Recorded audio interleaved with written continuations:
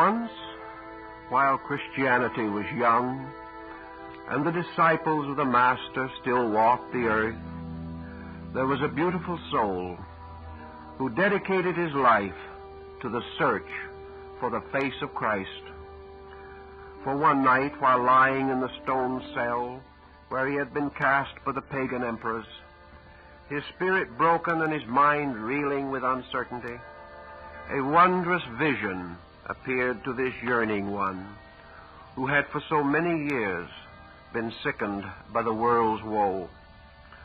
On the wall of his stone cell, a great light appeared, and in its center gleamed the face of Christ, surrounded by a golden halo of glory. On the Master's brow was the wreath of thorns, and his great eyes, though filled with mortal agony, shone with divine compassion. From that day on, the soul of the Christian was filled with but one desire. There was but one thing in all the world to live for, but one quest which would form a worthy adventure, and this was to find again the glorious face that had shone from the wall of his cell.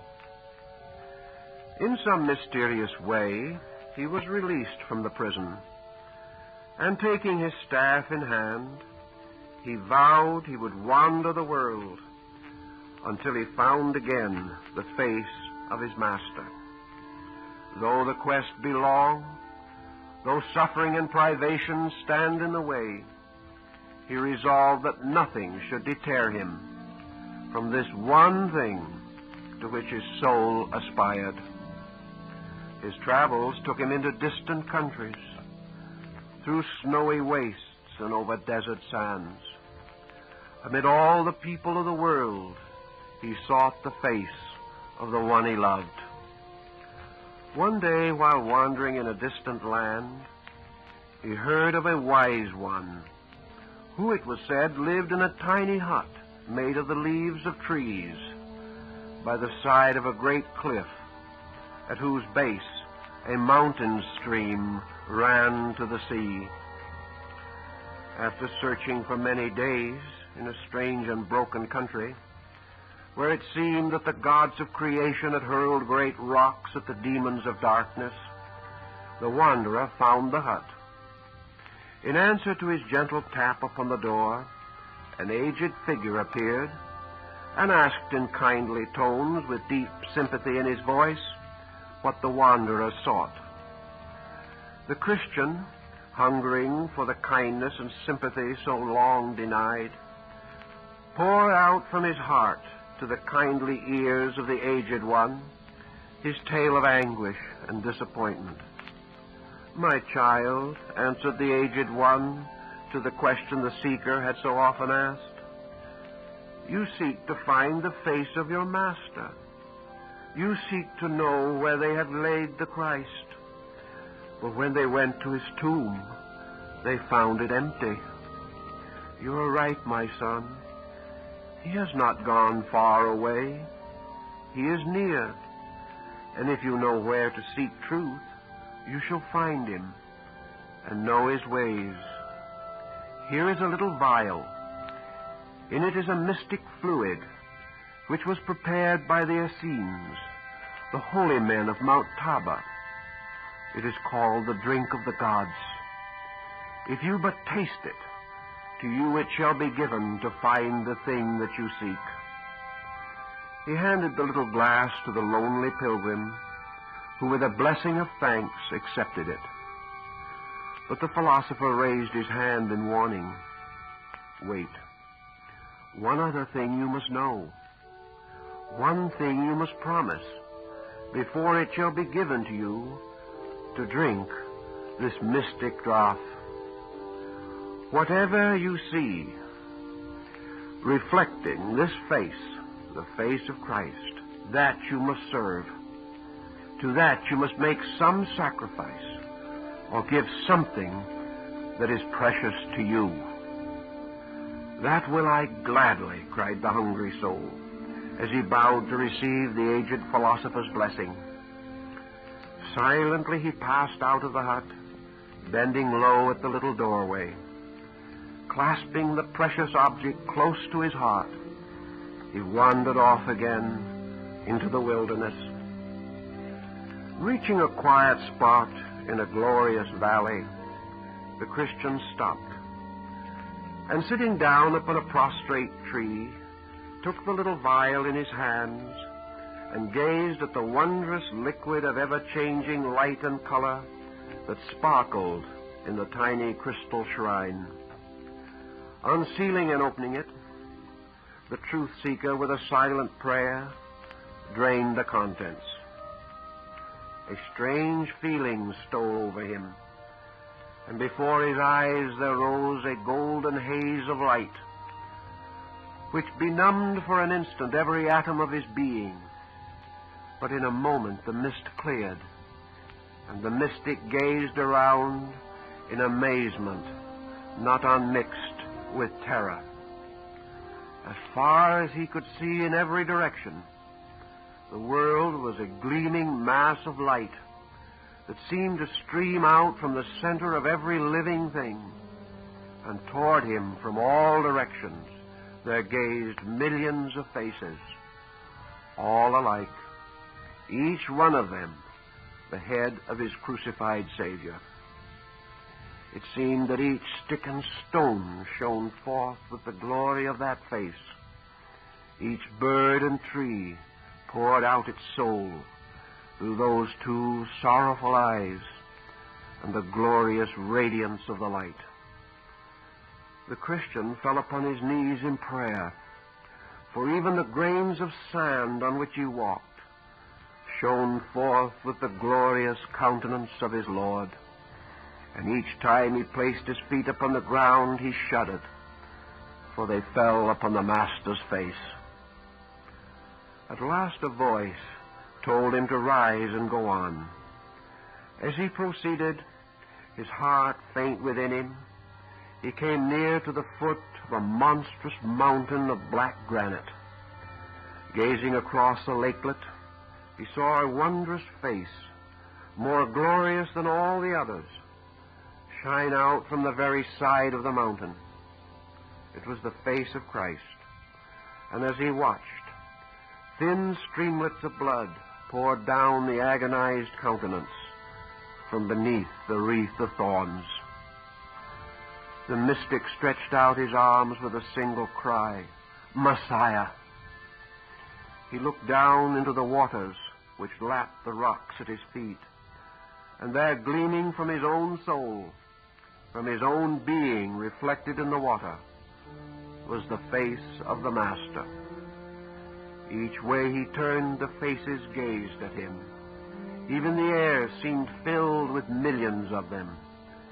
Even in the clouds themselves, this glorious visage, with its divine sadness, gazed steadily at him, imprinting its agony and sorrow in every fiber of his soul. At last he could endure it no longer. Those eyes burned into his very being. They seemed to reproach him, and yet were filled with sweetness and with love. With a great cry, he raised his arms before his face and plunged headlong into the waters at his feet. He seemed to be twisting and floating in the midst of an endless darkness. Slowly he ceased to move, and at last the gray lights of earth began to flicker around him. He awakened and found himself sitting on the little plateau where he had come to drink of the crystal liquid in the tiny vial. The realization of what he had sought filled his soul with a truer understanding of the mystical Christ, and while the faces no longer gazed out at him, wherever he went, he could feel their presence, and at last he realized where his Master had been laid. Quickly climbing among the rocks, he sought again the hut of the philosopher to tell him of the wondrous vision he had seen. But the little rustic dwelling of leaves and sticks was gone. No trace of it could he find among the mountains. The little vial had vanished also. All remembrance slowly faded away. All that remained was the face he had sought. The years rolled on, from town to town, from little village to mystic hermitage. The Christian prophet made his way, and to everyone he told the mystery of the Christ as he had seen it. He told of the Last Supper, of how every day it is repeated that men may live. He told of the Christ and the blades of grass, how bird and beast reflect the light of the Master. He told of the spark that shines forth from the souls of men and the glorious faces in the grains of sand. And bowing humbly to each flower and shrub, he told how Christ dies daily that man's glory may increase. So through the years he was beloved of men. He went forth healing the sick, assisting all who suffered, giving words of cheer to those who were heavy laden, not for their sakes alone, and never for his own, but only that the divine hope, that his words of life would bring a smile to that sorrowing face that shone out from every creature that he served. He loved the birds and flowers, and even the wild animals served and honored him, for he loved them all. From beneath the little feathered breasts of the fowls of the air, the Christian saw the Master's face shining out with its wreath of thorns, and even the wolves that howled through the darkness of the night proclaimed the agony of Christ. The years rolled on, and still he served in the name of the Master's face. No longer had he friend or foe. No longer was one man different from another. The only thing he saw in others was that glorious light, crucified by the sin and ignorance of the world. The passing years bent his back. The steps once strong and steady grew weak and halting. But still the Christian fulfilled his pledge to serve all things in which he had seen the Master's face. He loved the little children and was beloved by them, for in their laughing eyes he saw the sorrowing ones of the Master, and beneath the so-called joys of the world he saw a hungry heart. Amidst the bustling throngs of human beings he beheld the lowly Nazarene, begging kindness from the hands of men. Every ringlet waving around some glorious face whispered to this Christian's heart the mystery of the wreath of thorns. The world could not understand the soul of this lonely mystic, yet in spite of his strange ways and stranger words, he was loved of all, who, if they did not comprehend the vision of the seer, still felt in some mysterious way the power and glory of his work. He lived in a tiny cabin fashioned by his own hands out of rough lumber and rougher stones. He blessed even the stones as he tenderly placed them, for from each the eyes of his loved one seemed to shine. One night a voice spoke to him as he lay on his straw-covered cot, saying, "The Master calls you. Go ye to the tops of the distant mountains." The kindly old man rose from his pallet, and taking the staff he used to support his steps through the snow, he started alone in perfect faith into the storm, as he had many times before on his errands of mercy. Unknowing one said that this was his last trip, that the blinding tempest, the darkness, and the treacherous ravines would claim him as their own. But the seer knew otherwise, for though the storm burst among the mountains, and rocks overburdened by the snow were hurled headlong from the heights, the stones refused to fall on one who loved them all so well, and the darkness of the night was lighted by little gleaming sparks, that he might know his way. The wild creatures of the wood came forth and guided him, and as he wandered through the darkness, the blizzards and the snow, he raised his eyes to heaven, saying, "Father, why dost thou so protect me?" And the answer came, "I do not. The love that thou hast given forth serves thee in thine extremity." Once again the aged Christian stood as he had that wondrous night when he drank the liquid from the mystic vial the philosophers had given him. The rocks and snow gleamed again with the glory of their Lord, their radiance softened by the divine face he had served so long among men. But now the wreath of thorns was gone. It was no longer the face of agony, but one of sweet peace and divine encouragement. "O Master," cried the old man in ecstasy, "have I helped to bring to thy face this smile?" And as far as the light could go, the millions of faces nodded in reply. The old Christian sank upon his knees, crying, "O Father, I thank thee, for my life indeed has not been in vain. My labors have had their reward. No greater than this could any man desire, for I have seen my Messiah smile." Then the great blizzards, so long hanging over the mountains, burst upon the lonely traveler, beating upon him with swirling sheets of snow and rapping hail, which, striking the rocks, broke and scattered like pebbles about him. For a little way the solitary figure struggled against the elements, but at last sank by the wayside.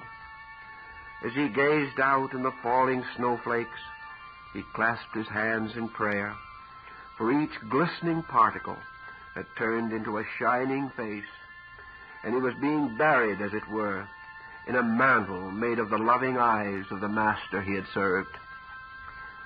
Suddenly a great hush fell over the mountains, and out of the heart of the storm appeared a celestial, white-robed figure, whose hands stretched forth to bring peace to the world. Slowly the faces vanished from the wood and stone, and the light gathered around the single stranger who was coming through the night. But with a cry of divine joy, the aged Christian staggered to his feet, and half falling, half running, with hands outstretched, he rushed toward the approaching figure.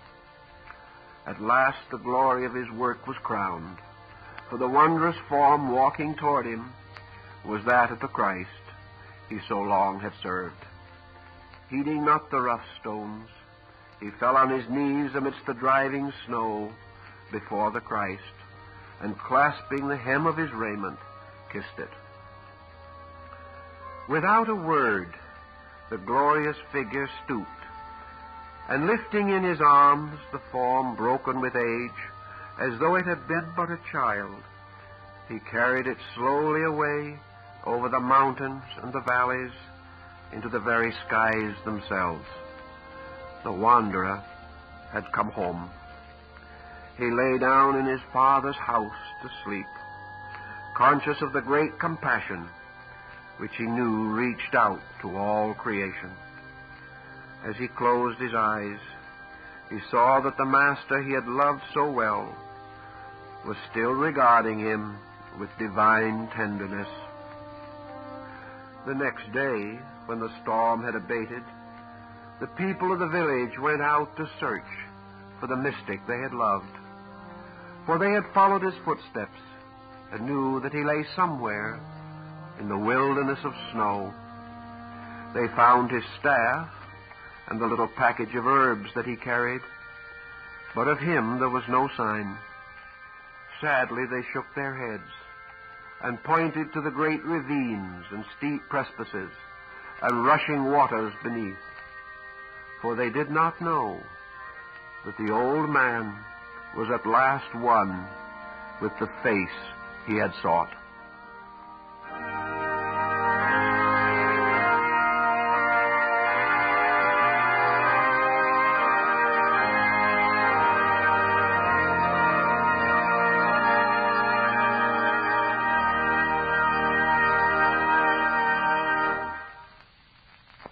This is the end of the recording on side 1. Turn the cassette over to play side 2.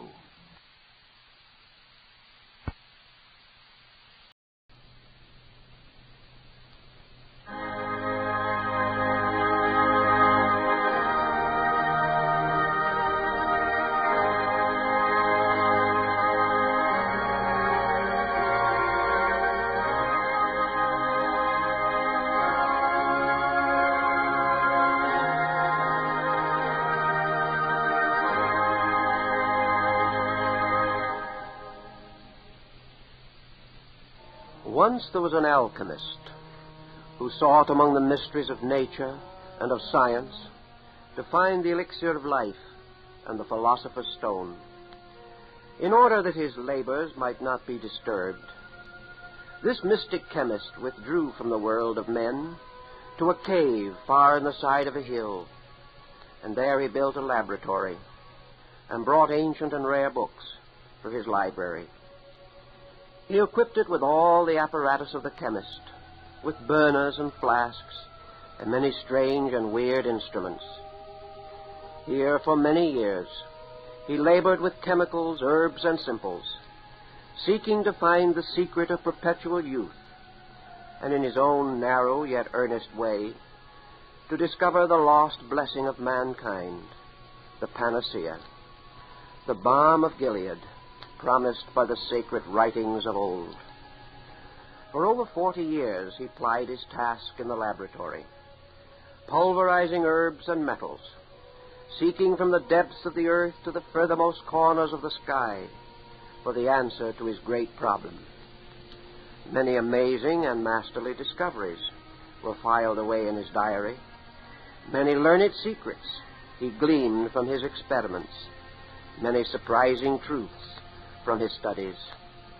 But the master secret of alchemy, the crowning achievement, continued to elude him. With all his studies and his labors, he was forced to admit that he had not found the answer to the mystery of mysteries. One day, as he sat in his laboratory, dejected and disconsolate, there flashed across his mind an entirely new thought. Could it be that he was not searching where the light was? Could it be that these ancient writers, these honored scientists, had themselves failed, and that only a blind alley was disclosed to those who studied their works? It was a thought that almost overwhelmed his heart. He sat dazed in his chair. His head fell upon his arms, which rested on the table, and a heart long pent up gave way to sorrow. At any rate, I have failed, he mused. Either those who wrote knew not the secret, or else I have not read aright the meaning of their words. The things I seek I cannot find. The truths that I would know elude me like the will-o'-the-wisp. The power of those masters in whose footsteps I would tread, and whose truths I would penetrate, have not been revealed to me, either by the words of my brothers or by my own searching. Then another thought dawned upon his soul. He laid aside his books, closed the numberless closets with their vials and retorts, and sitting down again in his great chair, bowed his head in prayer, and asked like a child the way that he should tread. He called upon the names of the great ones who had gone before. He asked that the mystic alchemists of old should guide his footsteps, that he might learn the truths that would serve his fellow men. Suddenly, as he sat there, a voice spoke to him. "Brother, what do you seek?" The old alchemist started in amazement and turned in his chair, for he knew of none who could have guessed the secret of that hidden cave, or who could have entered so silently that his reveries had not been disturbed. A tall, slender man, with dark eyes and broad, noble forehead, stood behind him, draped from head to foot in a mysterious cape of indigo. The stranger parted the cloak, and his long, slim hands drew back its folds. "Who are you?" demanded the alchemist in surprise. "Who thus comes to break my solitude?" I am that I am, answered the stranger. Know you not that words mean nothing, that names are but terms for forms? But what I am and what I mean to you is all important. You may call me the brother of the Blue Cape. You do not know me, but I know you. For many years you have labored in this cave, seeking the true answer to the riddle of life and the solution of the mystery of being. Many times I have assisted you, but you could not know this, for until you called me, I could not come. You have sought in all the world of natural things, with book and chemical, with telescope, crucible, and retort. Though you have studied long, you have not learned the mysteries of the alchemist. You have sought to glean from the sages of old their sacred truths, but you have failed in all your attempts. For while you have learned many things, you know little more of the deeper secrets than when you started. There are those in this world, however, in whose souls the alchemist lives eternal, and who carry within the locket of their own hearts the secret of the lost panacea, in whose innermost being still flows the elixir of life, and who know the secret of the furnace in which the philosopher's stone is made. Lay aside your books and your alembics for a moment, and learn of the path that leads to the light. The old alchemist leaned back in his chair, his eyes fixed on the face of the intruder. The brother of the Blue Cape crossed, and sitting down beside him, spoke in soft, musical tones, which comforted the heart of the lonely seeker and illumined him with the light he had looked for so long. Know you, brother, said the mystic, that all the secrets of alchemy are concealed within the folds of this cape of blue. It is not merely a stone that you seek, nor a liquid to fill your vials, but the true quest of the alchemist is for the indigo cape. In the universe about us, behold how the Father enfolds within the blue cape of heaven all his children. Behold how the masters gather under the folds of their garments and under the protection of their cloaks the hearts of men.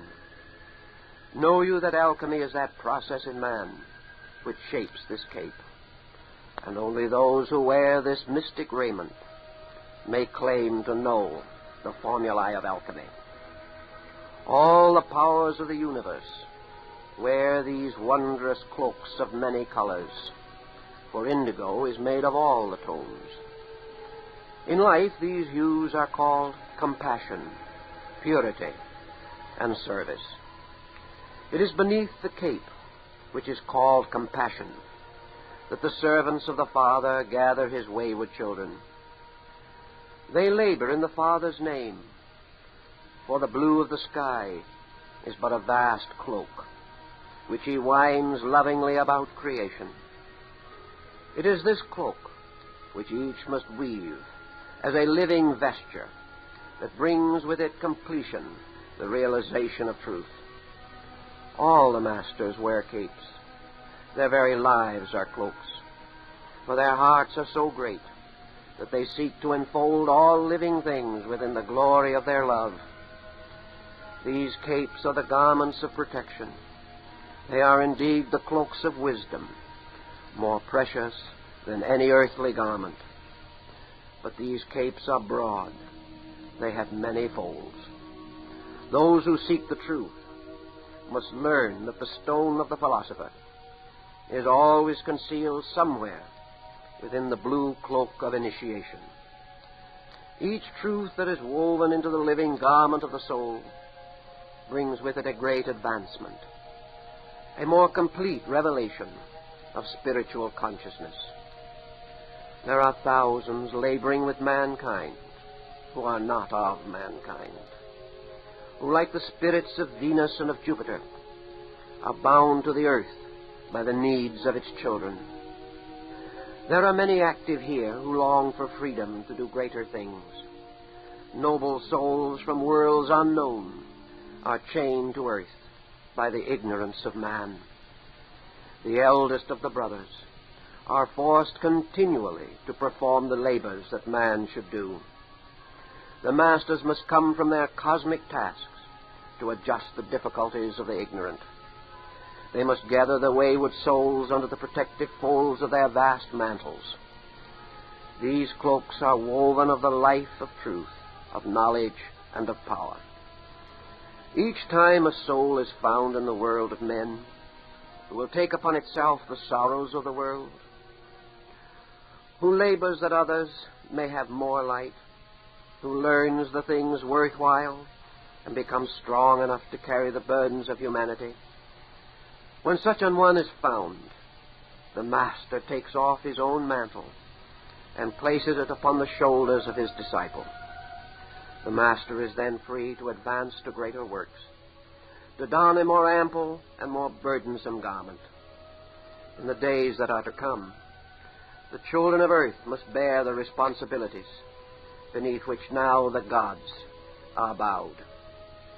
The powers of light are searching for those who will wear their garments, whose souls are great enough to be the capes of blue, wide-spreading enough to gather earth's weakest ones beneath their folds.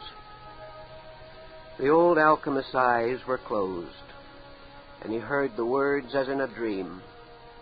But suddenly a great flood of light descended into his being. He saw the things so long hidden. The truth so long concealed streamed into his aspiring soul. "I have found it," he cried. "I have found the Philosopher's Stone. I see its light radiating from the depth of my own soul. I have found the elixir of life as it pours upon me from the rivers of living water. I feel the balm of Gilead as drop by drop it falls from my wounded heart. I see, I see." "You have seen well," answered the mystic, as he sat enfolded in his mantle.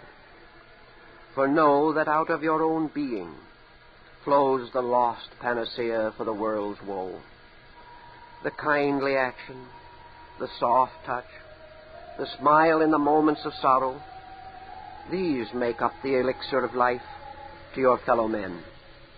The Philosopher's Stone shines in resplendent glory from the one who has lived the life and learned to know the doctrine, while the balm of Gilead is in truth the loving word in the moment of sorrow, the selfless compassion in the hour of need. Your quest is over, brother. You have found those things for which you sought. Your years of labor have their reward. Your diligence has not been in vain. Now what will you do with it? How will you use the precious secrets which have been disclosed to you?" The old alchemist rose to his feet, his eyes alight with a strange glow which revealed the glory of the light within. His tottering footsteps grew stronger, as though indeed he had found the fountain of eternal youth. His shaking hands grew steadier, while he straightened himself and pointed toward the villages outside the cave. "I'm going back again," he cried. "All these years I have hidden myself away in this cave under the hill. But now I see that my place is in the world. I'm going back to tell all the truth that you have unveiled to me.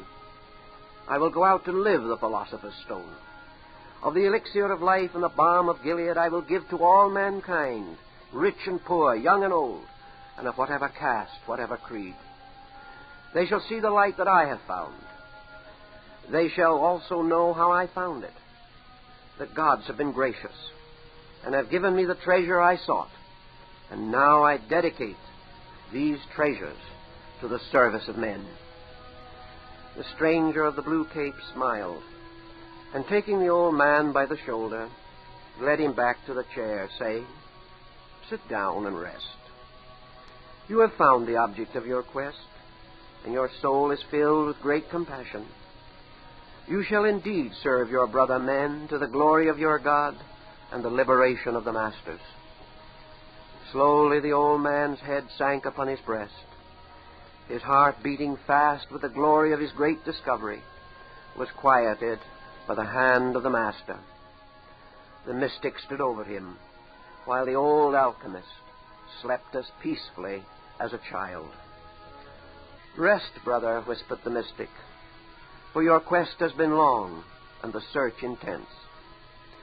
Rest, for before you are labors eternal. You are now coming to the day when for you rest shall be no more. Sleep, for the eyes now closed will be open for ages.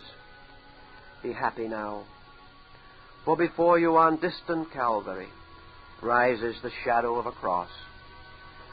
The mystic sank on his knees and, clasping his hands, raised his eyes to heaven, praying, "Father, I thank thee that another has found the light, that a soul long wandering has taken the path which leads to liberation. I thank thee that I have been freed for a greater task. I thank thee, Father, that this soul has found this day the thing it sought. And, O God eternal, help me in my endless search for the keys to the mysteries. In the name of thy blessed Son." The master rose, and taking off his mantle of indigo, laid it over the shoulders of the sleeping alchemist. "Here, brother, is the garment that I have worn. But a short time ago I gathered you in its folds. Now I give it to you with all its joys, with all its sorrows. Under its folds gather you the souls of men, in the name of the Great One, whose blue cape envelops creation." The mystic then walked slowly from the cave, his face calm with peace and divine compassion. He raised his eyes once more to the light streaming from the heavens. "Father, I am ready for thy greater works." From somewhere, two hands reached down, and a great cloak of blue fell upon the mystic's shoulders, far more voluminous, far more cumbersome than the other. He staggered under the weight of its massive folds, as the Christ staggered beneath the weight of his cross. But with a strength divine he rose, and spreading wide the folds which seemed to carry within them the whole creation, he cried out with a joyous voice to the world in pain, "Come unto me, all ye who labor and are heavy laden, and I will give you rest." With this great cape, protecting and concealing thousands of living creatures, the mystic floated silently over the world, gathering under the folds of his garments the souls of men. The alchemist had taken the lesser task and freed the master for a greater. When the old alchemist awoke, he could discern no garment of blue, but his soul, wakened by its vision, had become invested in the indigo cape of compassion, which forever unfolds the sorrows of the world.